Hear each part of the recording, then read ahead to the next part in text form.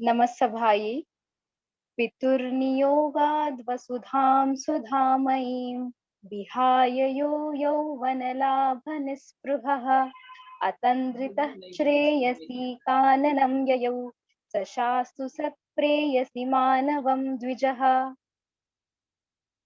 भवतां सर्वेषां प्रिय सूक्तिसुधा इत्यस्मिन् कार्यक्रमे अहं श्रीवरदा हार्दं स्वागतं व्याहरामि।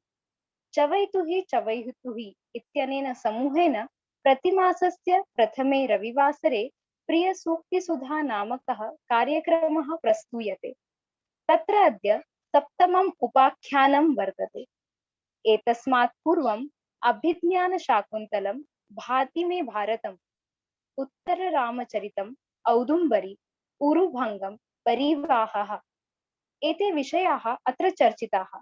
अद्य अस्माभिः महाकवीनां पंडित रेवा प्रसाद द्विवेदी महाभागानां रचितं महाकाव्यम् उत्तरसीताचरितम् आधृत्य चर्चा क्रियते। आदौ महाकवीनां परिचयं विधाय तेषां कृतीनां विषये किञ्चित् विवक्ष्यामि। पंडित रेवा प्रसाद द्विवेदी महाभागानां जन्म अगस्त मासस्य 22 दिनाङ्के 35+900 वर्षे मध्यप्रदेशे जातम्। प्राथमिकं शिक्षणं समाप्य उच्चशिक्षणार्थं ते काशीं गतवन्तः। बनारस हिंदू विश्वविद्यालयतः तेषां साहित्यशास्त्रे आचार्यः स्नातकोत्तरं च समाप्तम्।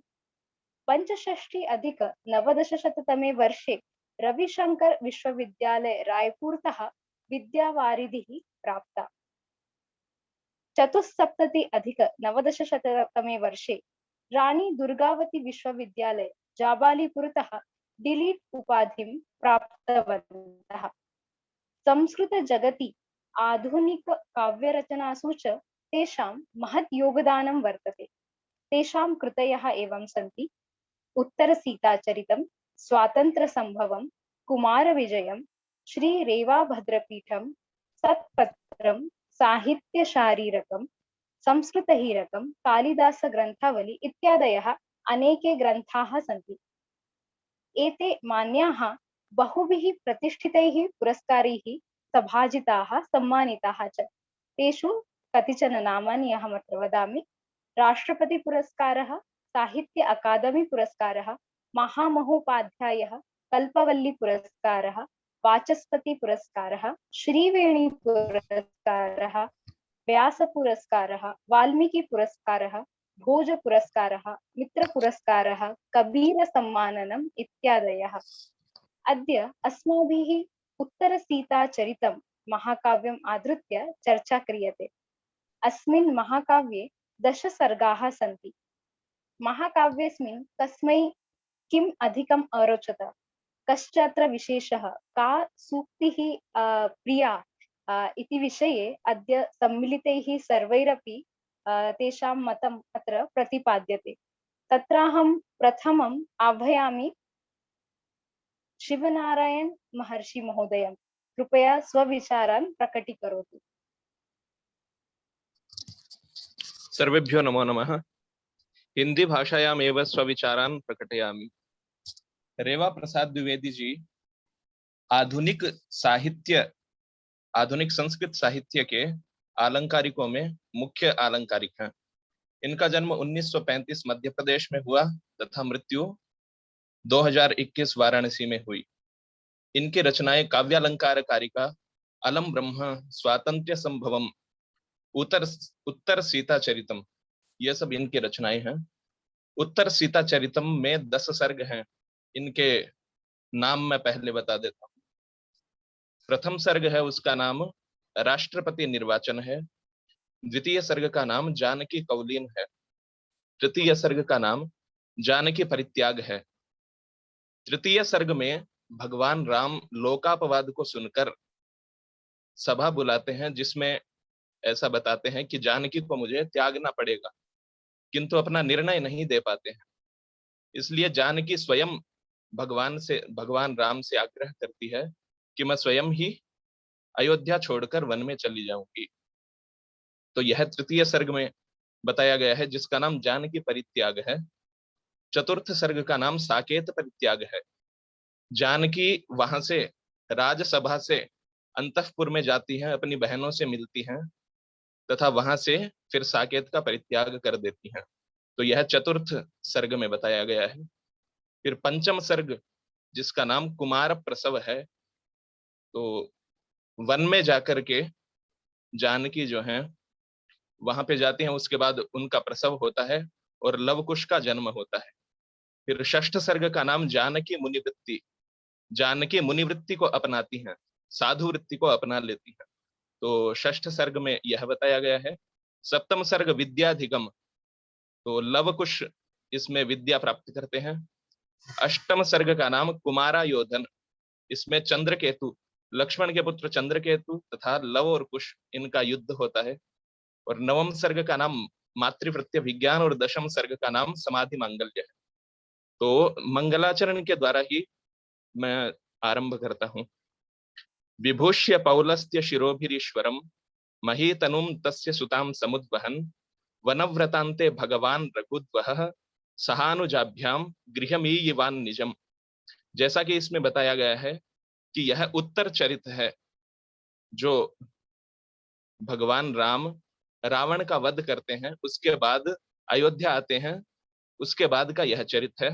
तो विभूष्य पौलस्त्य शिरोभिरीश्वरम, भगवान रघुद्वह पौलस्त्य शिरोभि महीतनुम ईश्वरम विभूष्य। यहाँ पर कवि ने ऐसा सीधा नहीं कहा कि भगवान राम ने रावण को मारा, किंतु देखिए किस प्रकार बताते हैं कि भगवान राम ने पौलस्त्य शिरों के द्वारा, पौलस्त्य हो गया रावण, उसके शिरों के द्वारा जो महीतनु ईश्वर है, यानी भगवान शिव की एक मूर्ति धरती भी है, अष्टमूर्ति शिव जो हैं उनकी एक मूर्ति पृथ्वी भी है। तो महीतनु ईश्वर को विभूषित करके और जो मही की पुत्री सीता हैं उनको साथ लेकर के अनुजाभ्याम सह निजम गृहम ईयवान, दोनों अनुजों के साथ, लक्ष्मण तो साथ में पहले से ही थे और जो भरत हैं वो नंदीग्राम में भगवान राम की प्रतीक्षा कर रहे थे। तो दोनों अनुजों के साथ अपने गृह अयोध्या नगर को आए। और इसमें सारे ही श्लोक मन को बहुत ही अच्छे लगने वाले हैं, लेकिन मैंने कुछ कुछ को लिया है। तो द्वितीय श्लोक आगे, यदस्ति पौलस्त्य विनाश नाटकम त्वमेव तत्र प्रणिधानवान ऋषिः त्वमेव तत्रासि च सूत्रधारिणी वयम तु मूकाः ननु तत्र पुत्तलाः। इस श्लोक का यह वैशिष्ट्य है कि इसमें माता कैकेयी को बहुत ही सम्मानजनक स्थान प्रदान किया है कवि ने। वैसे हम अन्यत्र स्थलों में देखते हैं तो माता कैकेयी जो है उनका नकारात्मक पक्ष उभर के आता है, लेकिन यहाँ पर कवि ने उनको बहुत ही सम्मानजनक स्थान दिया है। तो इस श्लोक के ये भाव हैं, यत् पौलस्त्य विनाश नाटकम अस्ति तत्र त्वमेव प्रणिधानवान ऋषिः अस्ति। राम उनसे कहते हैं, कैकेयी माता से कहते हैं कि पौलस्त्य विनाश का यह जो नाटक है, अगर पौलस्त्य विनाश को नाटक माने तो वहां पर जिसकी बुद्धि में यह स्फुरण हुआ सबसे पहले, तो ऐसे जो काव्य के निर्माता कवि या जिसको ऋषि भी मान सकते हैं, तो वो आप ही हैं माता। त्वमेव तत्र सूत्रधारिणी अपि असि, और कवि तो आप हैं ही, उसमें सूत्रधार का काम भी आपने ही किया है। वयम तो मूकाः ननु तत्र पुत्तलाः, हम लोग तो इस कार्य में मूक, मतलब जिनकी स्वतंत्र इच्छा अपनी कुछ भी नहीं है, ऐसे हम पुतले हैं। जैसा हम देखते हैं कि जो कठपुतली का खेल होता है उसमें कठपुतली के धागे बंधे रहते हैं, तो उनको नचाने वाले और ही होते हैं, तो उनकी कला के द्वारा जो कठपुतली होती है वो भी नाचती हुई सी दिखती है। और इसी प्रकार अभिनय में भी हम देखते हैं कि जो भाव इत्यादि है वो कवि पहले से ही निश्चित कर देता है। अभिनेता तो कवि के द्वारा निश्चित किए गए भावों को अपने हस्त इत्यादि से व्यक्त कर देता है। तो यहाँ पर भगवान राम ने कैकेयी को यह स्थान दिया है। और बताया है, भगवान राम के कहने का यह भी अभिप्राय है कि उन्होंने जो रावण का वध किया तो उसमें अपना उन्होंने कुछ नहीं बताया, सारा जो श्रेय है वह कैकेयी को दिया है। अग्रिम श्लोक है, नयांशु के नैव समाज संस्कृति प्रतिक्षणम ध्वंसमयस्य दंष्ट्रिकाम विवक्षुरेषा विनिवार्यते यतो बिभर्ति सत्ताम अधुनापि शोभनाम। उस महोत्सव में जो चारों भाई थे, राम, लक्ष्मण, भरत और शत्रुघ्न, ये चारों पुरुषार्थ के समान सुशोभित हो रहे थे। पुरुषार्थ भी चार हैं और यहाँ पर ये भ्राता भी चार हैं, तो ये पुरुषार्थ के समान सुशोभित होते हैं। और जो इस श्लोक में जो नय होता है, राजनय, जो सुनीति होती है, उसकी प्रशंसा की गई है। तो जो ये चारों पुरुषार्थ के समान सुशोभित हो रहे हैं, तो जो राजनीति में जो सुनीति, जो सुनय है, उसका कितना महत्व है वो इसमें बताते हैं।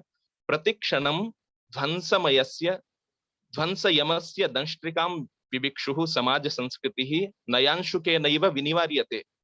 जो समाज की संस्कृति है वह प्रतिक्षण ध्वंस को प्राप्त होती है, यानी उसका नाश कहीं ना कहीं होता रहता है, तो उसको संभाले रखती है नय।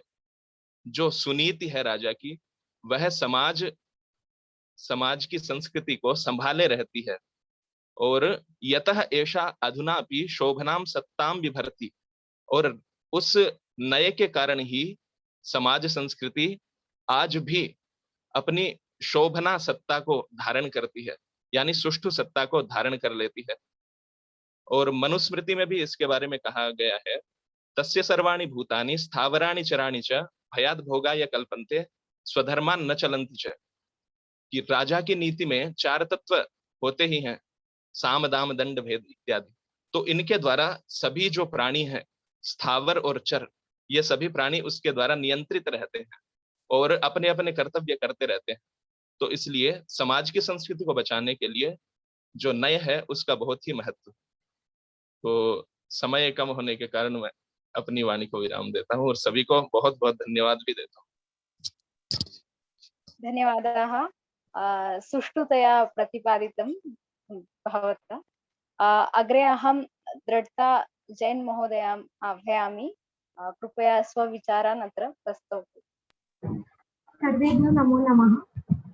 जो यह रेवा प्रसाद द्विवेदी जी द्वारा जो गीता चरित्र लिखा गया है, इसमें से जो मुझे सबसे अच्छी बात लगी, तो वो जैसे कि अभी शिव जी नारायण जी ने बताया था कि यहाँ पे माता केकई का बहुत ही सकारात्मक ढंग से जो उनका चरित्र है वो भी बताया गया। तो जो माता केकई जब 36 और 37 श्लोक में जब राम माता केकई के पास आशीर्वाद लेने जाते हैं और उनको बोलते हैं कि ये सब आपके कारण से ही हो पाया है, यदि आप हमें वनवास नहीं भेजती, ऐसा निर्णय नहीं लेने को बोलती, तो हम रावण का वध नहीं कर पाते। तो वो सब अपना जितना भी श्रेय है वह सब माता केकई को ही देते हैं।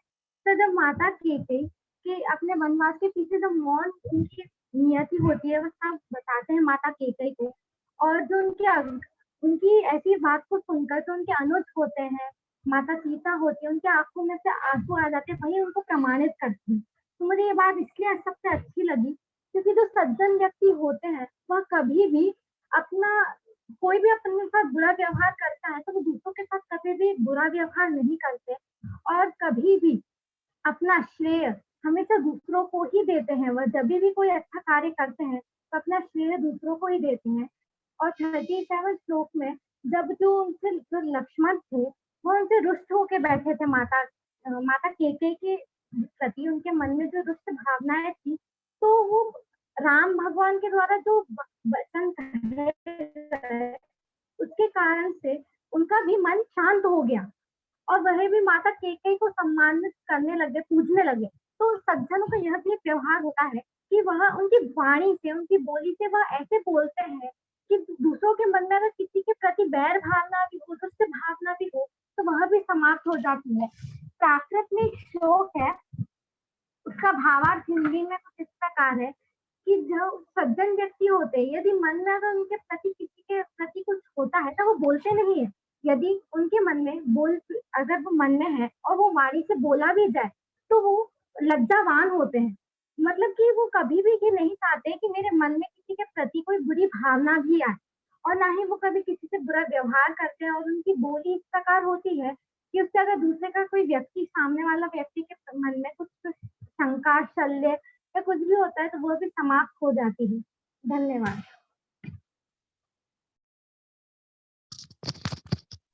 उत्तमम्। अत्यन्तम् अल्पवचोभिः एतया स्वमतं प्रतिपादितम्। अग्रे अहं चारुल महोदयाम् आह्वयामि। सभी को मेरा नमस्कार। उत्तर सीता चरित जो कि रेवा प्रसाद द्विवेदी जी ने लिखी है, उसके जो तीसरा सर्ग है उसमें से जो कुछ श्लोक मुझे पसंद आए हैं, उनके पसंद आने का कारण क्या है वो मैं आपको बताना चाहती हूँ। काव्य नंबर 4, काव्य नंबर 5 और काव्य नंबर 6, ये जो लाइन से 3 श्लोक है ये मुझे अत्यधिक पसंद आए। एक बार इसका पाठ करते हैं। साब्रवीत प्रतिहतेन चक्षुषा सर्वथा स्वतमसात्र मानुषः वीक्षिते पर परिस्थितिं परं वीक्षिते न पर धर्म दर्शने वीक्षिते यद्यपि सूर्यबिंबतः शैत्यमुद्भवति नैव जातु चेत् एवमेव न निशाथिनी पते क्वापि नर्यति तुषार शीतता किंतु विश्वसीति दूषणं प्रमादपूतमेव जनता स्वतः सदा तो यजम भवति पंकजम ही तन्मानसे श्रेदपि प्रभाम रवे। जब मैंने ये श्लोक पढ़े तब मैंने इनको 2 तरीकों से इन 2 श्लोक को पढ़ा था। जो मुझे सीखने को मिला है इससे कि सबसे पहले तो मैंने इसको लौकिक वे से देखा। तो लौकिक तरीके से जब हम इसको देखते हैं तो जो पहले काव्य हमने पढ़ा उसका अर्थ तो ये हुआ कि स्वयं तो दोषों से घिरा हुआ है, लेकिन हमारे सामने जो भी व्यक्ति आता है उसके अंदर जो गुण होते हैं उनको, उन गुणों को तो नहीं देखता, स्वयं दोषों का धारी है और सामने जो भी आता है उनके दोषों को भी यह जीव देखता है, उनके गुणों को नहीं देखता कि वो कितने धार्मिक है या कितने सद्गुण उनके अंदर पाए जाते हैं, बड़ों का मान सम्मान करते हैं, आदर करते हैं इत्यादि जो गुण है उन गुणों को तो नहीं देखता, लेकिन स्वयं के अंदर दोष भरे हुए हैं और सामने वाले के दोषों को भी देखता है। फिर काव्य नंबर 5 में उन्होंने उदाहरण दिया कि जैसे सूर्य होता है वह सूर्य कभी भी शीतलता को नहीं दे सकता और जो चंद्रमा होता है वो कभी शीतलता को छोड़ ही नहीं सकता। क्यों? क्योंकि वो उसका स्वभाव होता है। इसलिए जो भी चीज यदि हमको किसी पुरुष के अंदर नहीं भाती है, हमको अच्छी नहीं लगती है, तो हमको उसका स्वभाव जानकर छोड़ देना चाहिए। बदले की मतलब उसको बदलने की भावना हमारे अंदर नहीं होनी चाहिए। अब हम सूर्य से यदि ये आशा रखें कि वही हमको शीतलता प्रदान करे तो ये बात तो असंभव है, और हम चंद्रमा से ये एक्सपेक्टेशन रखें कि वह शीतलता को देना छोड़ दे या जो उसका स्वभाव है वो उसको छोड़ दे, तो ये कार्य तो संभव नहीं है। ये वाली बात इसलिए जिसका जैसा स्वभाव है उसके वैसे स्वभाव को स्वीकार करके हमको आगे बढ़ना चाहिए, ना कि उनके दोषों को देखना चाहिए और ना ही उनकी निंदा उपेक्षा करनी चाहिए। फिर ये तो ऐसी बात हो गई कि जैसे बारिश का मौसम है और बारिश के मौसम में हम सभी प्रार्थना करें या हमारे अंदर मन हो कि यार बारिश ना हो, बारिश ना हो, तो ये बात तो संभव नहीं है। गर्मी के मौसम में हम इतनी बुराई करते हैं कि कितनी गर्मी है, इतनी गर्मी नहीं होनी चाहिए, कूलर लगा लिया, एसी लगा लिया, फिर भी गर्मी जा ही नहीं रही है, क्या करें। तो ये बात तो हमारी मूर्खता की सिद्ध कर रही है, क्योंकि गर्मी का मौसम है तो गर्मी ही होगी, बारिश का मौसम है तो बारिश ही होगी। तो हमको बारिश का मौसम है तो बारिश होगी इस बात को स्वीकार करना चाहिए बजाय उसकी निंदा करने के। उसके बाद जो 6वां काव्य है, 6वें काव्य में उन्होंने बताया कि लेकिन ये जो उदाहरण दिया और जो काव्य नंबर 4 में उन्होंने कहा कि जो स्वयं निंदा का धारी है लेकिन सामने जो व्यक्ति आता है उसको भी निंदनीय करता है, उसके भी दोषों को देखता है, तो वो बात वो कहते हैं आगे वाले छंद में। लेकिन जो जनता होती है वो जनता क्या करती है कि वो दोषों को ही प्रमाण मानती है, कि जो दोष है उसी का उघाड़ करती है। सामने वाले के दोष को ढकने का या उसके सुधार करने का या उस व्यक्ति का स्थितिकरण करने की बजाय उन दोषों को फैलाती है, सबको बताती है, निंदा करती है। ऐसी हमारी जनता क्या दोषों को ही बढ़ावा देती है। उसके बाद उन्होंने उस काव्य में भी एक उदाहरण दिया कि जैसे जो कमल होता है वो कमल उगता कीचड़ में ही है, कीचड़ में ही उगता है, लेकिन वो दूषित नहीं होता, जैसे वो अपने अंदर सूर्य को भी धारण करता है, सूर्य का जो प्रकाश है उसको भी धारण करे रहता है, ठीक है। वैसे हर व्यक्ति होता है, उसके अंदर कोई ना कोई दोष होता जरूर है, लेकिन उसके अंदर गुणों की भी तो वृत्ति होती है ना। वही बात यहाँ पर यही उदाहरण यहाँ पर इस काव्य में बताया है। जब उसके अंदर गुणों की वृत्ति है तभी तो वह इतना सुंदर पुष्प कहलाता है, और जिसके कारण वह हमारा राष्ट्रीय पुष्प माना जाता है, कमल। फिर उसके बाद यहाँ पर कहा कि हमारा जो जीवन है वो बहुत छोटा है, तो इस जीवन को हम क्यों व्यर्थ में किसी की निंदा करके गवा दें, बल्कि हम उनके दोषों को सुधारने का प्रयास अवश्य करें। पर यदि वो नहीं सुधर रहे हैं तो इसका मतलब ये नहीं है कि हम उनके दोषों की निंदा करने लगे, बल्कि उन दोषों को देखकर हम अपने अंदर ऐसी भावना पाए कि वे दोष मेरे अंदर ना आए। ये वाली बात मैंने इस काव्य से सीखी थी। और वहां पर एक और उदाहरण तो नहीं दिया, पर मेरा एक उदाहरण मेरे दिमाग में आया था कि जैसे आकाश होता है, तो आकाश के रात के आकाश में हम कालेपन को देखने की वजह क्यों ना उसमें जो टिमटिमाते सुंदर खूबसूरत जो तारे हैं उनको देखें। ऐसे जो व्यक्ति है उनके दोषों को ना देखकर क्यों ना हम उनके गुणों को अपने अंदर ढालने का प्रयास करें, उनके गुणों को हम क्यों ना स्वीकार करें। उसके बाद मैंने दूसरे तरीके से जब इन काव्यों को पढ़ा था, वो था धार्मिक तरीके से, पारलौकिक पॉइंट ऑफ व्यू को रख के जब हमने ये काव्य पढ़े थे, तब मुझे इसमें 4 अभाव की सिद्धि प्रत्यक्ष दिखाई दे रही थी। प्राग भाव, प्रध्वंसा भाव, अन्योन्या भाव और अत्यंता अभाव, जिसमें से हमको जब हम वो 4 अभावों को इन काव्यों में घटाते हैं तो हमको ये सीख मिलती है कि हमको पुरुषार्थ करना कभी नहीं छोड़ना है, हमको हमेशा अपने दोषों को मिटाने का और सद्गुणों को लाने का पुरुषार्थ अवश्य अपने जीवन में करना चाहिए। फिर दूसरी बात, हम जब 4 अभावों का चिंतन करते हैं तो हमको ये भी सीख मिलती है कि हम क्यों किसी के दोषों को मिटाने का प्रयास करें। यदि वह हमारी बात नहीं सुन रहा है तो ठीक है, हम उसका स्वभाव जानकर उसको स्वीकार कर सकते हैं, क्योंकि मैं किसी का कर सकूं ये वाली बात तो संभव ही नहीं है।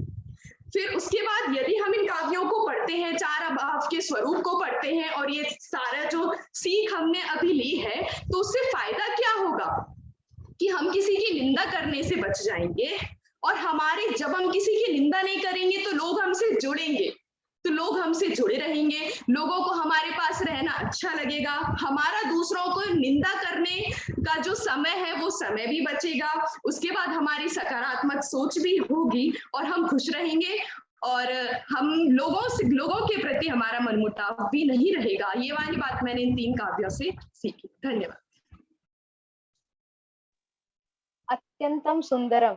वस्तुतः इदमेव अस्माभिः आचरणीयं। यत्किमपि वयं पठामः स्वजीवने तस्य कथं प्रभावः भवति, तेन वयं किम् आत्मसात् कर्तुं शक्नुमः, तद् भवत्या उक्तम् अत्र प्रतिपादितं। धन्यवादाः। अग्रे अहम् अंकित महोदयम् आह्वयामि।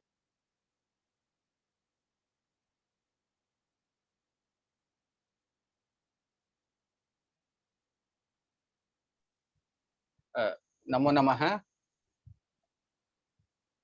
यद्यपि एतस्मिन् काव्ये सर्वमपि पद्यं रमणीयं वर्तते, प्रियं वर्तते, तथापि अहं कानिचन पद्यानि चिनोमि, भवतां पुरस्सरम् उपस्थापयामि। यथा साहित्यं नाम अस्माकं राष्ट्रस्य, अस्माकं संस्कृतेः अथवा तात्कालिक परिस्थितेः दर्शनं साहित्येषु परिलक्ष्यते। तो अत्र महाकवयः सन्ति रेवाप्रसाद महोदयाः, एतस्मिन् काव्ये अपि अस्माकं राष्ट्रीयचरित्रं संलक्ष्यते। यथा एकस्मिन् पद्ये तैः लिखितमस्ति, भगवत्याः सीतायाः विषये, त्वमेव भास्वत् कुलकीर्तिकेतने वृषांक मुद्रासी नृलोक वंदिता त्वमेव रामायण नाम्नि मंदिरे विभासि सर्व प्रमुखा च देवता। सीता सत्यम यत् अस्माकं राष्ट्रे भगवत्याः सीतायाः व्यक्तित्वं स्थानं वर्तते तद् यथा वृषांक मुद्रा अस्ति। वृषांक मुद्रा इत्युक्ते वृष नाम भगवतः धर्मस्य स्वरूपमिति। वृषो भगवान् धर्म। अथ यं भगवती सीता अपि अस्माकं धर्मस्य, अस्माकं राष्ट्रधर्मस्य, अस्माकं राष्ट्रीय चरित्रस्य वृषांक मुद्रा अस्ति, धर्म मुद्रा अस्ति। अर्थात अस्माकं राष्ट्रस्य चरित्रमिति किं चेत् सीतायाः चरित्रम् अवश्यमेव परिशीलनीयम्। कुत्र वृषांक मुद्रा वर्तते चेत् भास्वत् कुल कीर्ति केतने। अस्माकं प्रभावान यत् कुलः तस्य कुलस्य कीर्तिरूपी या पताका वर्तते तस्याः पताकायाः वृषांक मुद्रा भगवती सीता वर्तते। पुनः रामायणम् इत्युक्ते अखिलेपि विश्वे लब्ध प्रतिष्ठम् अत्यन्तं माननीयं कश्चन ग्रंथरत्नं वर्तते। तस्य रामायण नामकस्य ग्रंथरत्नस्य या सर्वप्रमुखा देवता वर्तते सा सीता एव इति अस्मिन् पद्ये विवेचितं यत् तत् सत्यमेव। पुनश्च अग्रिमं कश्चन पद्यं वर्तते, कंचन पद्यं वर्तते।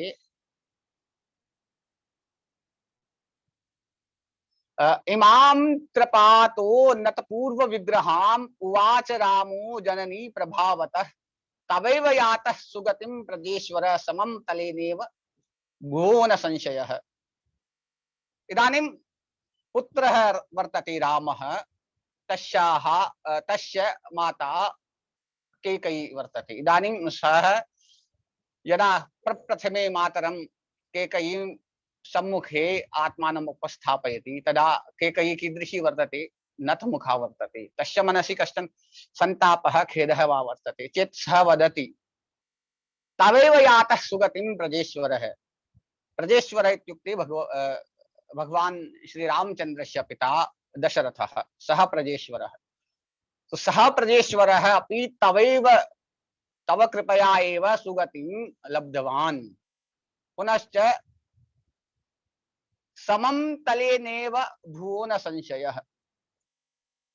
तव कारणात्, यतोहि एतस्य समग्रापि प्रपञ्चस्य कारणीभूता भगवती कैकेयी वर्तते। तो भगवान् रामः कैकेयीं प्रति कथयति राष्ट्रस्य रक्षणे, सीतायाः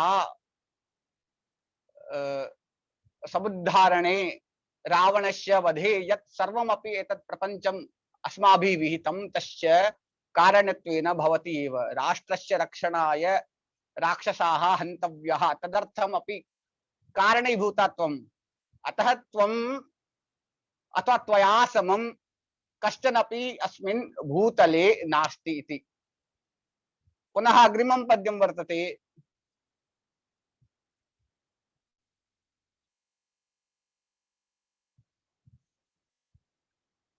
अस्माकं एते कविवर्याः सन्ति, एतेषां कश्चन उपाख्या वर्तते सनातन इति। अस्मिन् पद्ये, अस्तु अग्रिमं पद्यं पश्यामि।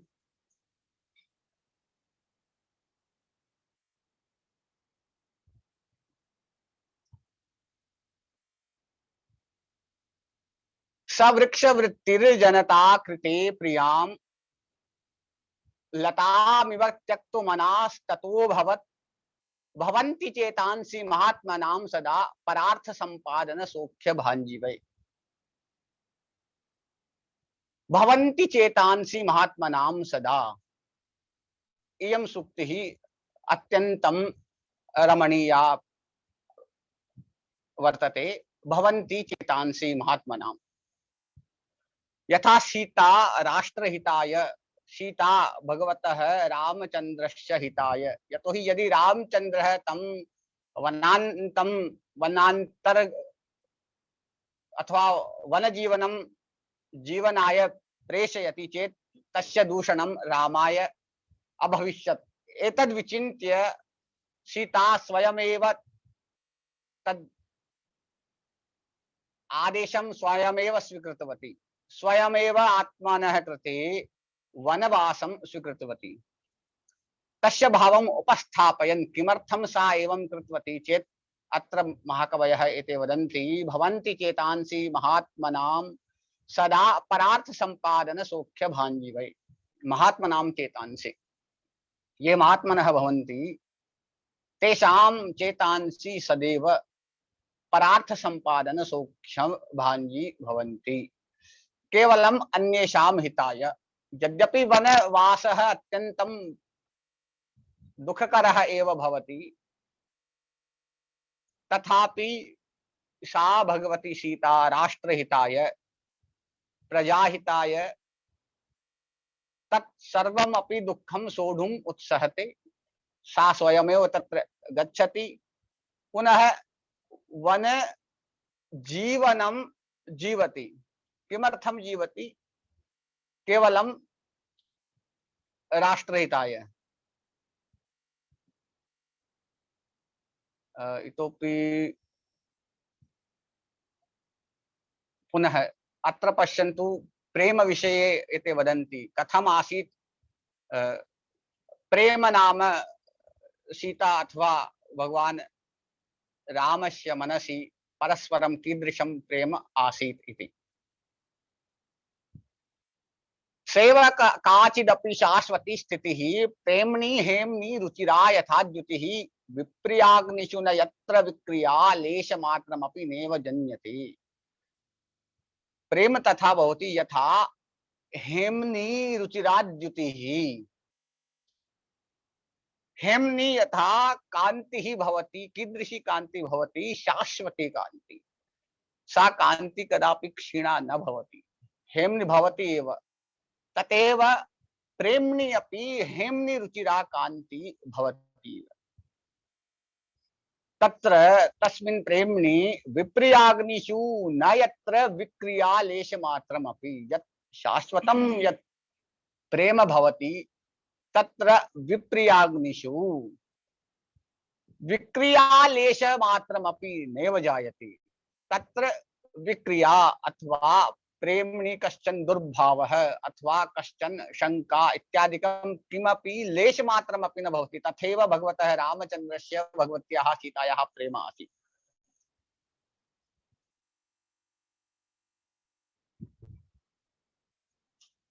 पुनश्च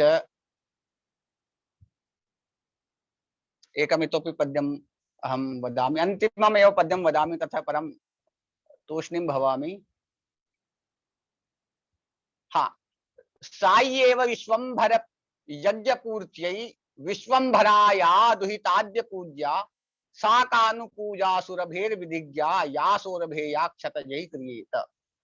अत्र अस्ति साय्येव विश्वंभर यज्ञपूर्त्यै। अत्र प्रसंगः वर्तते यदा अश्वमेध यज्ञक्रमे सीतायाः आनयनार्थम अथवा सीतायाः प्राप्त्यर्थे, सीतायाः आवश्यकतार्थे भगवान राम सकुटुम्बं तत्र गच्छति। तदानीं भगवत्याः सीतायाः वैशिष्ट्यं विवेचयन् भगवान वाल्मीकिः वदति, साय्ये विश्वंभर यज्ञपूर्ति विश्वंभराया दुहिताद्य पूज्या। विश्वंभर यज्ञपूर्त्यै, विश्वंभर इत्युक्ते विश्वस्य भरण पोषण कर्ता यः वर्तते यज्ञः, तस्य पूर्ति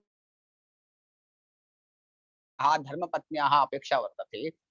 तद्विचिन्त्य सा सीता एव विश्वंभर यज्ञपूर्ति विश्वंभरायाः, विश्वंभरा इत्युक्ते अत्र विश्वंभरा इति पदस्य अर्थः वर्तते पृथ्वी। तो विश्वंभर यज्ञपूर्त्यै विश्वंभरायाः अद्य दुहिता पूज्या। इयं सीता पूज्या वर्तते। कथं? सा कानुपूजा सुरभेर्विधिज्ञा या सौरभेया क्षतजै क्रियेत। तदानीं वाल्मीकि वदति यथा सुरभेः विधिज्ञा का सा पूजा। सुरभि इत्युक्ते कामधेनुः अथवा देव गौः। तो देव धेनुं पूजनार्थं यदि तस्याः सन्ततेः सौरभेयाः तस्याः पुत्र्याः क्षतिः भवति चेत् का सा पूजा। तस्याः पूजायाः तस्य समग्रस्यापि अर्चनस्य को लाभः, यतोहि तस्याः पुत्री एव दुःखिता भवति तस्याः पूजनार्थं। तथैव विश्वम्भरार्थे विश्वम्भर यज्ञार्थे यदि अयं रघुवंशः विश्वम्भरायाः पृथिव्याः पुत्रीं सीतां दुःखं प्रददाति चेत् एतस्य यज्ञस्य कः लाभः। अतः यज्ञ कर्तुं यज्ञपुत्री अर्थात पृथिव्याः पुत्र्याः दुःखः भवति। पृथिव्याः पुत्रे यदि दुःखः भवति चेत् एतस्य यज्ञस्य कोऽपि लाभः नास्ति। एवं भगवत्याः सीतायाः महत्त्वम् अस्मिन् पद्ये कविः विवेचयति। अत्यन्तं सरलं सरसम् उपकारकम् इदं गद्य काव्यरत्नं वर्तते। अहम् एवं विश्वसिमि यत् सर्वदा अस्माकं भारते सर्वैः एकवारं तु काव्यमिदं पठनीयमेव। सर्वमपि अत्यन्तं प्रत्येकमपि पद्यम् अत्यन्तं रमणीयं वर्तते, विवेचनीयं वर्तते। कालवशात् अहम् इदानीम् अत्रैव स्वमतं स्वविचारम् उपस्थापयामि। सर्वेभ्यः आयोजकेभ्यः श्रोतृभ्यः धन्यवादाः, सादरं प्रणतयः, नमो नमः। धन्यवादाः अंकित महोदयः। सत्यं एतत्तु अस्माभिः सर्वैरपि पठनीयमेव, यतोहि सरलतया सहजतया अत्र श्लोकाः सन्ति। पद्यमपि वयं सहजतया पठितुं शक्नुमः। अग्रे अद्य अस्माभिः सह जया टण्डन् महोदया अत्र नास्ति, किन्तु तया मुद्रणं प्रेषितमस्ति, तस्याः वीडियो वर्तते, तद्वयम् अत्र चालयामः। तदर्थम् अहं विपाशा महोदयां प्रार्थये। अहं पश्यामि, एक क्षणं तिष्ठतु। तत्र शेयर करोमि अहं स्क्रीन्।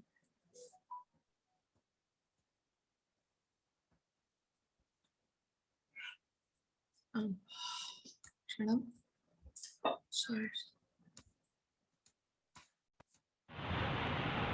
हरि ओम, सर्वेभ्यः नमो नमः।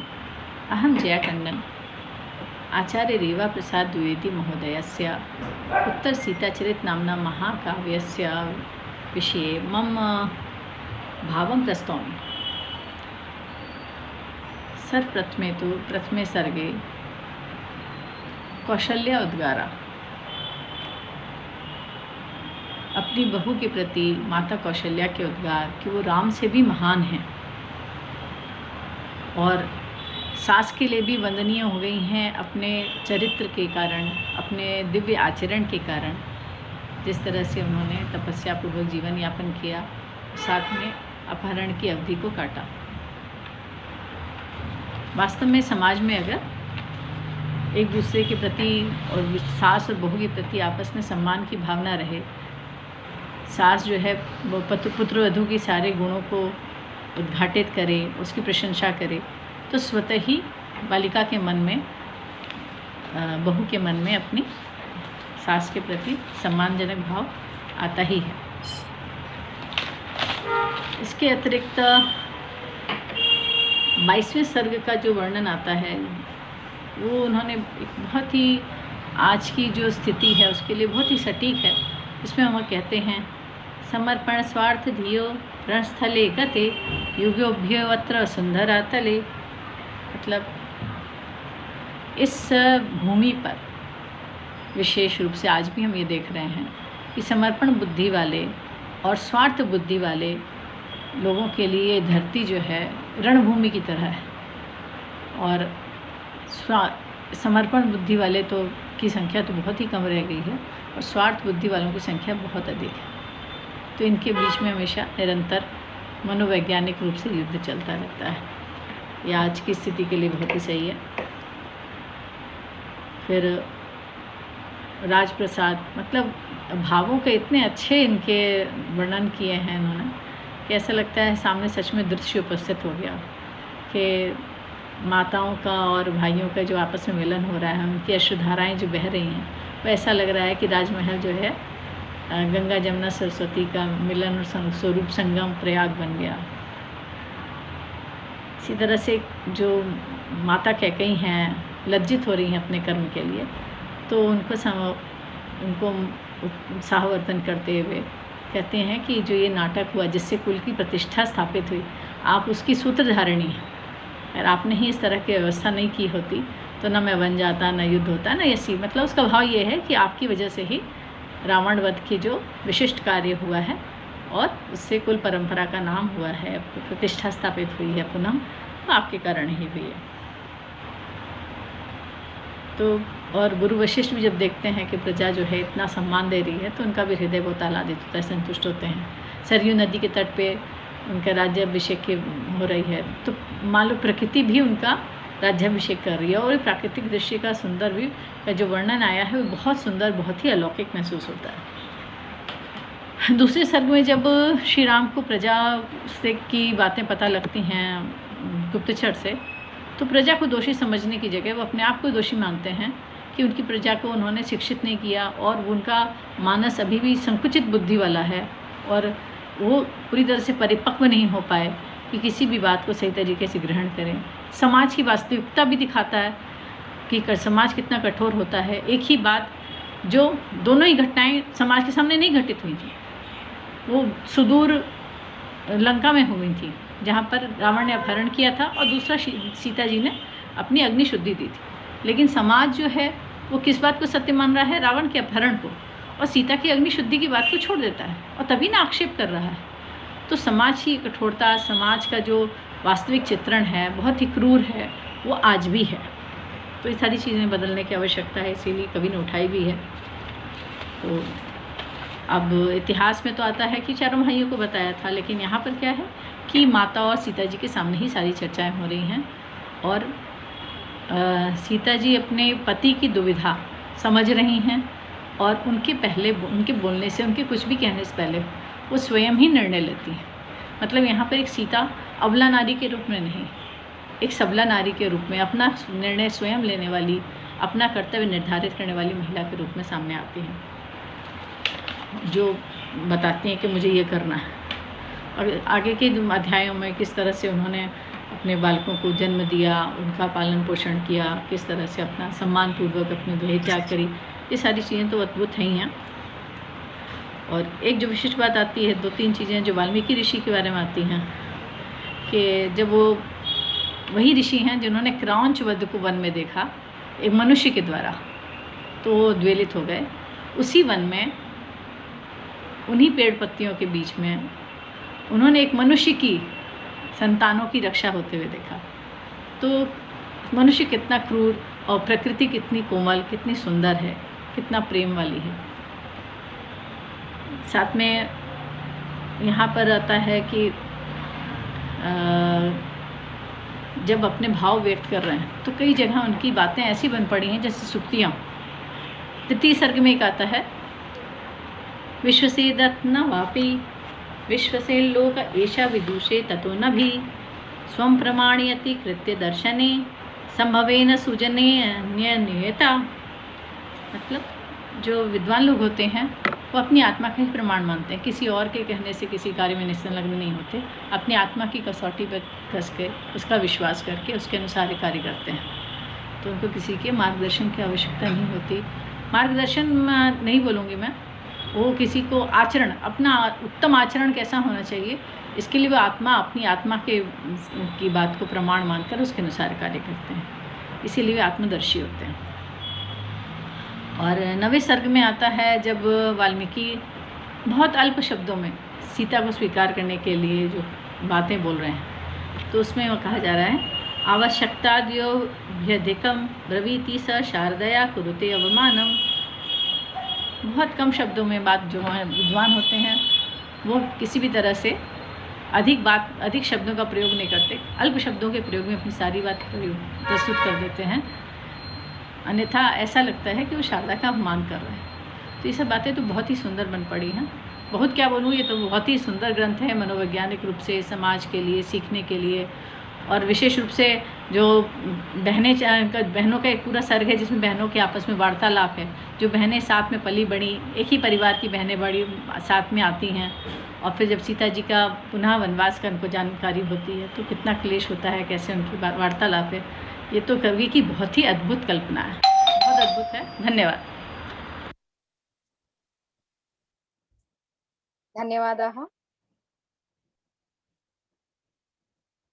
अग्रे अहं कृष्णकान्त महोदयम् आह्वयामि।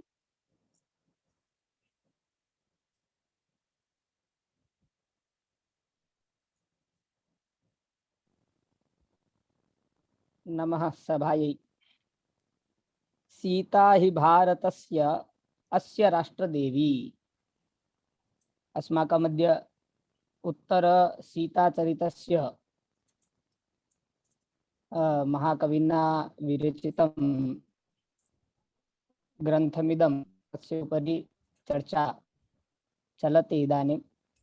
तो तत्र सीतायाः मातृत्वविषये, सीतायाः जीवनस्य उत्तरचरितविषये अत्र उल्लिखितं वर्तते। एवं तु अत्र अस्माकं भ्रातरः भगिन्यः ये सन्ति, महोदयानां परिचय पुरस्सरम् एते ग्रन्थ परिचय इत्यादिकं कारितवन्तः। तथापि अस्मिन् ग्रन्थे विश्वबन्धुत्व विषये, राष्ट्रीयता विषये अत्र काव्यमन्दिरे सर्वम् उल्लिखितं वर्तते।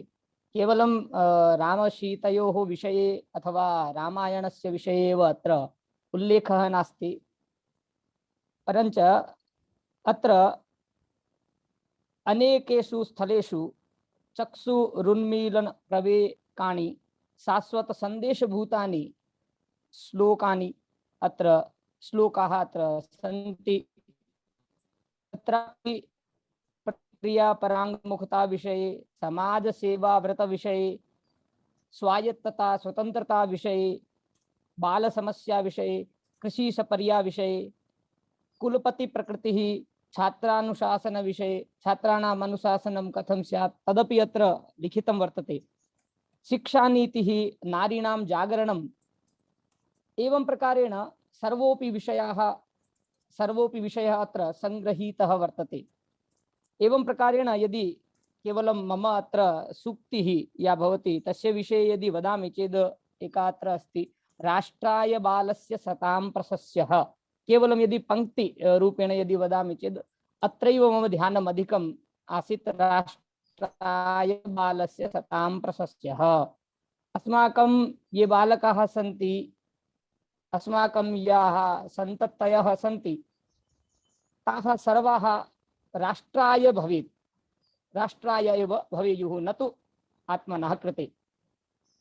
एवमेव मातुः विषये यथा सीतायाः चरित्रम् अस्ति, तो सीतायाः चरित्र विषये यदि पश्यामः, तत्र श्लोकम् आगच्छति, 10मे सर्गे अस्ति। हाँ, 10मे सर्गे 48 श्लोकम् अस्ति। तामेव मातृत्वदशां तदानीं विदेह पुत्र्याम् उपलक्ष्य सर्वः लोकः स्वरं केवलमेकमूचे माता तु सीतेव चराचरस्य। तो माता तु सीता एव, एतस्य चराचरस्य माता सीता एव अस्ति चेद् कथं सा सीता सा मातृरूपेण अस्माभिः पूजिता वर्तते। तत् मातृत्व विषये यदि वयं चिन्तयामः चेद् अग्रिमे श्लोके एव वदति कविः, धन्यासि पत्या वत पुत्र गर्भे धातुं स्वराष्ट्रस्य पतित्वमुच्चैः काल प्रबुद्धा स्वयमेव तेपे राज्यं समुत्सार्य वने दृढं या।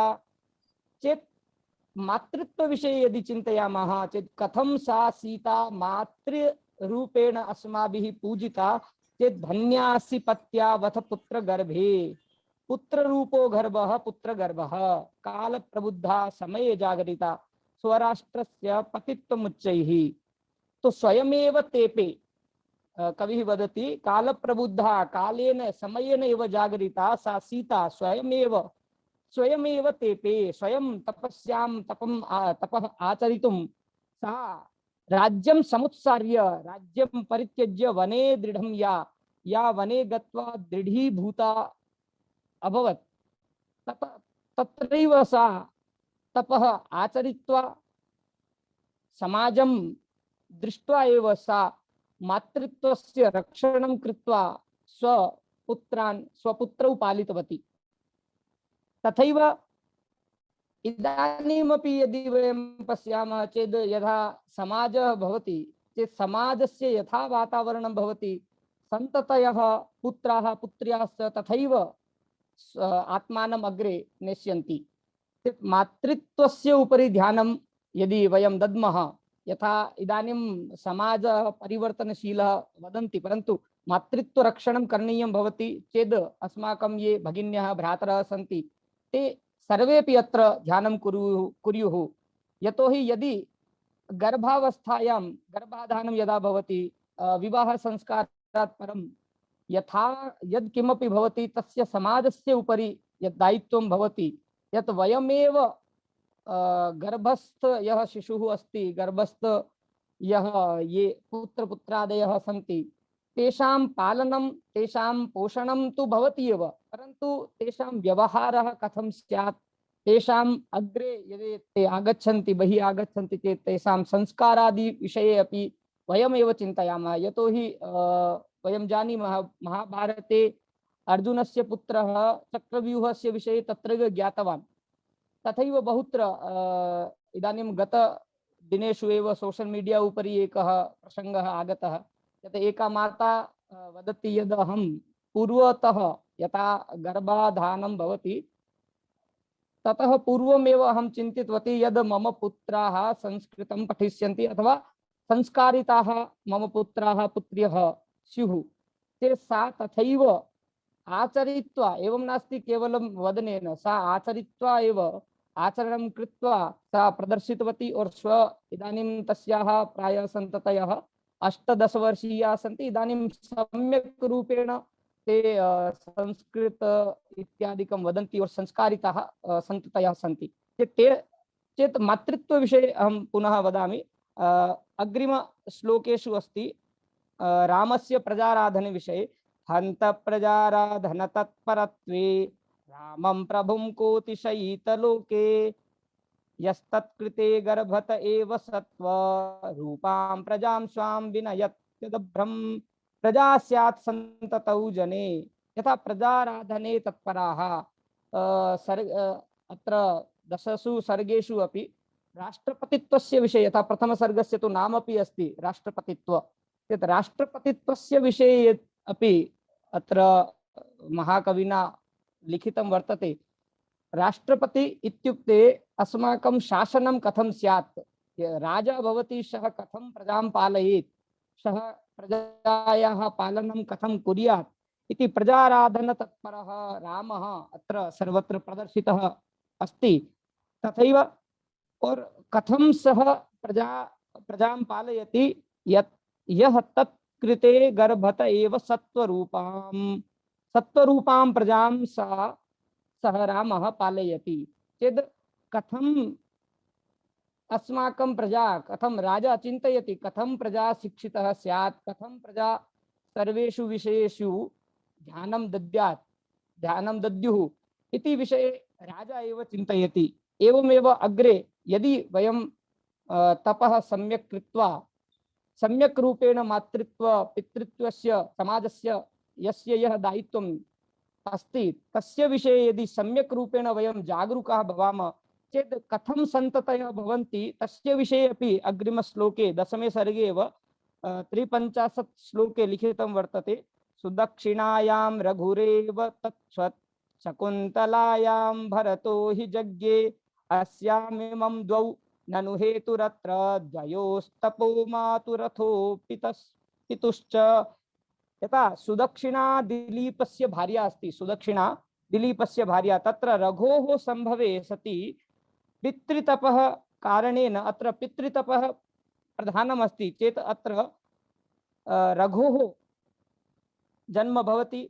शकुन्तला दुष्यन्तस्य पत्नी अस्ति, शकुन्तला तत्र भरतस्य संभवे सति भरतय राजा अस्ति भरतः शकुन्तलायाः तपसः प्राधान्यम् अत्र वर्तते, परन्तु अत्र लवकुशयोः अत्र यः युग्म अस्ति लवकुश, तो लवकुशयोः संभवे पुनर्द्वयोरेव, द्वयोः कयोः सीतारामयोः, द्वयोः सीता रामस्य सीतायाश्चापि द्वयोः तपः प्राधान्यम् अत्र पुत्रद्वय संभवः वर्तते। अत्र पुत्रद्वयस्य कारणमपि तस्य तपसः एव वर्तते।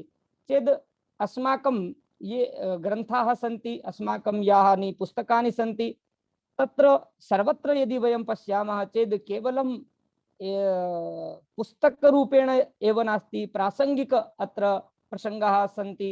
अत्र अस्माकं जीवने आचरणयोग्याः, अनुकरणयोग्याः, वन्दनीयाः अस्माकं पुस्तकानि अत्र प्रसंगाः सन्ति। तदपि विषयः अत्र ग्रहणशीलः अस्ति एव।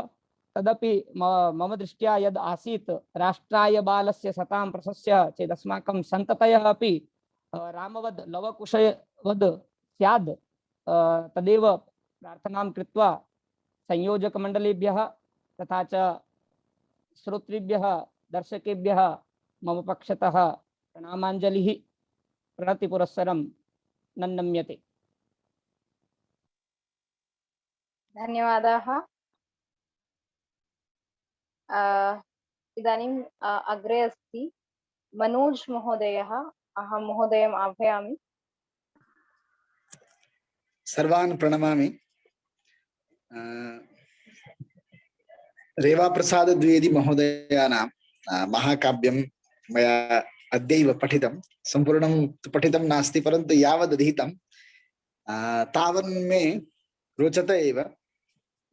शिवनारायण महोदयेन संकलितमपि आसीत्। आरम्भतः एव रुचिकरम् अस्ति। रामस्य रावणविघातः शब्दतः उल्लिखितः नास्ति, परन्तु अतीव समीचीन प्रकारेण तत्र अनुक्त्वापि वचनमस्ति इति आरम्भतः एव तस्य रुचिकरत्वेन मङ्गलत्वं प्रतिभाति। मह्यम् अत्र सर्वप्रथमं राममाता सीतां प्रति किं कथयति तद् वाक्यं मह्यम् अतीव अरोचिष्ट। चरित्रमुद्रा यदियं गरीयसि ततोपि रामादपि लक्ष्मणादपि। अर्थात रामः लक्ष्मणश्च द्वौ आस्तां तव रक्षणार्थं नियुक्तौ। ताभ्यां त्वं रक्षिता नासि, परन्तु त्वया यद् रक्षणीयम् आसीत् तत् त्वया रक्षितं। चरित्रमुद्रा त्वया रक्षिता। अतः रामादपि लक्ष्मणादपि त्वम् उत्तमासि। अतः उत्तर रामचरितम् इति भवभूत्या लिखितम्। एतेन महोदयेन उत्तर सीताचरितं लिखितं। तत्र सीतायाः चारित्रे किमपि आधिक्यं तु आवश्यकमेव। अतः त्वमेव रामायण नाम्नि मन्दिरे विभासि सर्वप्रमुखा च देवता। अत्र रामः प्रमुखदेवः नास्ति, सीता प्रमुखदेवता अस्ति। अतएव अस्य काव्यस्य उत्तरसीताचारित्र्यम्। अत्र उत्तरसीताचरितम् इति उच्यते। तत्र उत्तरत्वं किम् इत्युक्ते मया विचार्यते वनवासानन्तरं यत् संजातं तत् उत्तरत्वेन अभिप्रेतं स्यात् ग्रन्थकारेण, परन्तु अहं विचारयामि उत् शब्दः उत्कर्षे भवत्येव। ततः तरप्रत्ययेन उत्कर्षतरम् अथवा उत्कृष्टतरं यत् सीताचरितं तदेव उत्तरसीताचरितम् इति मम मतिः अस्ति। अस्तु, पुनः रामस्य गृहागमनानन्तरं कैकेयीं प्रति यत् कथनमासीत् तत् शिवनारायण महोदयेनापि संकेतितं, बहुभिः संकेतितं यत् कैकेयीं प्रति यशोदानमस्ति। अहो, मया किमपि न विहितं। रावणवधस्य यत् नाटकम् आसीत् तत्र सूत्रधारत्वं भवत्याः एव इति यशोदानं रामस्य अद्भुतम् अत्र अस्मिन् काव्ये दृश्यते। तत्रैव प्रसङ्गे एकः श्लोकः अस्ति, जगतिं विधातुमेतां जगतिम् अशल्यकां कृतं सशल्यं स्वमनो यतस्त्वया। जगति इत्युक्ते संसारः कण्टकयुक्तः आसीत्। रावणादयः कण्टकाः आसन्। तेषां कण्टकानां नाशार्थं कण्टकं स्वमनसि भवत्या स्थापितं। कण्टकम् इत्युक्ते किम्? अयशः अपयशः। सर्वत्र लोके कैकेयीं निन्दन्ति जनाः। कण्टकानां नाशाय स्वहृदये कण्टकस्थापनं मातुरेव एतत् सम्भवति, अन्येषां न सम्भवति इति रामेण यद् वचनम् उक्तं काव्यकारमुखेन तत् अतीव समीचीनं। पुनः अग्रे गत्वा मम सर्वत्रापि अत्र काव्ये रुचिकरत्वमेव प्रतिभाति, परन्तु पुनः अग्रे गत्वा यथा द्वितीय सर्गस्य अन्तिमे किं भवति, रामः किञ्चित् वदति, यथा कोऽपि दूतः आगत्य किमपि श्रावयति, तत्पश्चात् रामः मूर्छितः भवति, सर्वान् आहूय किमपि वदति, तत्पश्चात् राममाता किं वदति इति तत्र मया अतीव रुचिकरं मह्यम् अप्रतीयत। यथा अस्माकं लोके किं दृश्यते, माता तु सुतानां प्रेमकरणे दक्षा भवत्येव, परन्तु अत्र श्वश्रूणामपि तादृशी स्थितिर्दृश्यते। अस्तु, रामः विश्वासं कुर्यात् न कुर्यात् नाम, लोकोऽपि विश्वासं कुर्यात् न कुर्यात् नाम, परन्तु श्वश्रुः राममाता सीतां प्रति कीदृशं भावं स्थापयति, कीदृशं भावम् अभिव्यनक्ति इति अत्र रुचिकरः विषयः अस्ति। यथा सा वदति, कृपीटयोनौ प्रतिमेव हैमनि न क्रीचयातापि सती विवर्ण्यते। कृपीटयोनिज्वलनो जातवेदास्तनोनुपात इति अग्निर्नाम। कृपीटयोनौ यथा सुवर्णस्य प्रतिमा स्थापिता भवति तदा किं सुवर्णस्य विवर्णत्वं भवति वा? तस्य विवर्णत्वं नास्ति, सुवर्णत्वमेव अस्ति। अतः सीतायाः कुत्रचिदपि गमनं स्यात्, सीतायाः विवर्णत्वं नास्ति, सुवर्णत्वम् अस्त्येव। अतः पुनः अग्रे वदति सा, सुतोस्ति मे पंकजकोश एव, सुतोस्ति मे पंकजकोश एष मे बधूरियं तत्र च माधवी श्रुतिः अराति भृंगस्य पदेन कीदृशस् तयोर्विभेदो विपरीततापि वा। अत्र मम पुत्रः कमलकोशः अस्ति, पंकजकोशः अस्ति, तत्र च मकरन्दरूपेण सीता अस्ति, मम वधूः अस्ति। यदि कश्चन शत्रुरूपः भृङ्गः आगत्य स्वपदं स्थापयितुम् इच्छति एव, तत्र चञ्चुप्रवेशः नास्ति, केवलं पदेन, अराति भृङ्गस्य पदेन कीदृशः तयोर्विभेदः, कथं मकरन्द पुष्पयोर्मध्ये विभेदः सम्भवति वा? अत्र पदशब्देन श्लेषः अस्ति। यथा भ्रमरस्य पदेन पुष्पं दूषितं न भवति, पुष्पस्य रसोऽपि दूषितो न भवति, एवं शत्रुपदेन, पदमित्युक्ते स्थानं, केवलं शत्रुस्थानगमनमेव सीतायाः दोषः। तत्र सीतायाः विवर्णत्वं नास्ति, दूषितत्वं नास्ति इति श्वश्रुणा यदुक्तं अतीव रुचिकरमस्ति। एवं वदति, यथा पुष्पं सुमधुरं पुष्पम् अस्ति, तस्य कदाचित् पवनादिद्वारा विमर्दः अपि स्यात्, तदापि तस्य सौरभे क्षतिर्न भवति, अपि तु प्रसरति एव। एवं अनेक कष्टान्विता, अनेक कष्टं या सहते सा सीता अधुनापि दूषिता नास्ति, तस्य यशो लहरी सर्वत्र प्रसरति एव इति कृत्वा रामस्य कथनानन्तरं सीतां प्रोत्साहयति, भवती दुःखिता न भवतु इति। श्वश्रुवाः एतादृशं कथनम् अतीव मह्यम् अरोचिष्ट। मया किमपि अत्र विचारितम्, उत्तररामचरितस्य यदा अध्ययनं विहितम् आसीत्, पुनः अद्य उत्तरसीताचरितस्य च अध्ययनं किमपि विहितं, तत्र उत्तररामचरिते रामस्य माहात्म्यम् अस्ति।